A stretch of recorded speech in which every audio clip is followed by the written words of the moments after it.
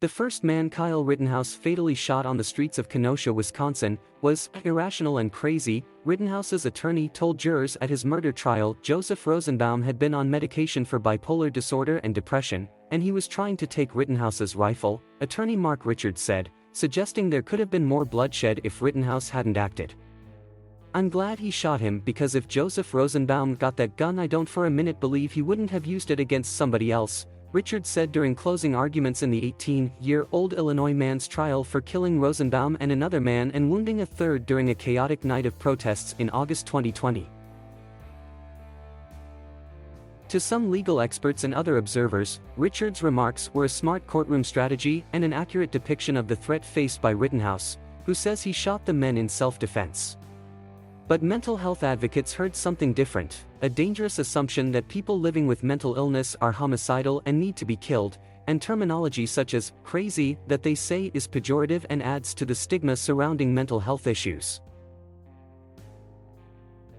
Studies have shown that people with bipolar disorder and depression are more likely to hurt themselves than hurt others, said Sue Abderholden, executive director of the National Alliance on Mental Illness Minnesota.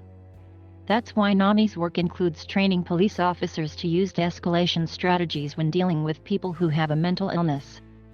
"You just don't have someone shot down, particularly someone who is unarmed," she said. Jason Lakowski, a former Marine who said he went armed to the Kenosha protests to protect property, testified during the trial that Rosenbaum acted belligerently that night and seemed to want to entice someone to do something, but did not appear to pose a serious threat to anyone.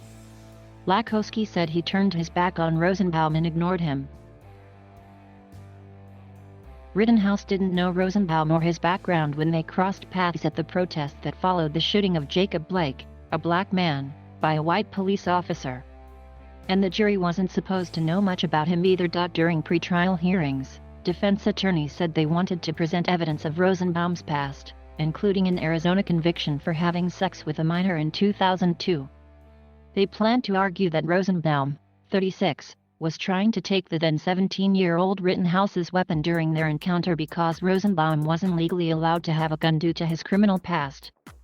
Prosecutors argued that the defense was trying to signal to the jury that Rosenbaum was a bad guy who deserved to die.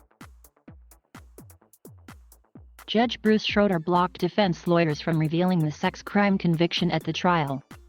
Jurors also were not supposed to hear about Rosenbaum's mental health history, which Schroeder said wasn't relevant because Rittenhouse didn't know it when he shot him. But the information came out in court after prosecutors asked Rosenbaum's fiancée, Carrie Ann Swart, whether Rosenbaum, whom she said had just been released from a hospital, had taken medication earlier on the day he was shot.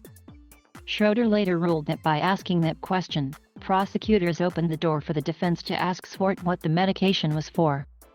Under cross-examination, she told jurors it was for bipolar disorder and depression. Swart also testified that Rosenbaum had returned from a Milwaukee hospital on the day of the shooting.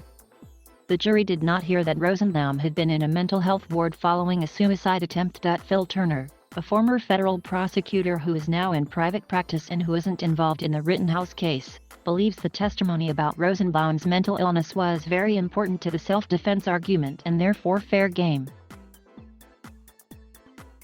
People, including the jury, might agree that mental illness on its own does not cause someone to be violent, Turner said.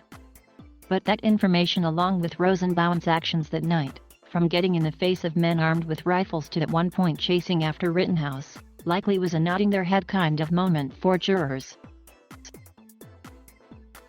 It fortifies the defense argument that this is the truth, this is the reality, Turner said. Kim Motley, an attorney representing Rosenbaum's estate, said she understands Richards' efforts to vigorously defend his client.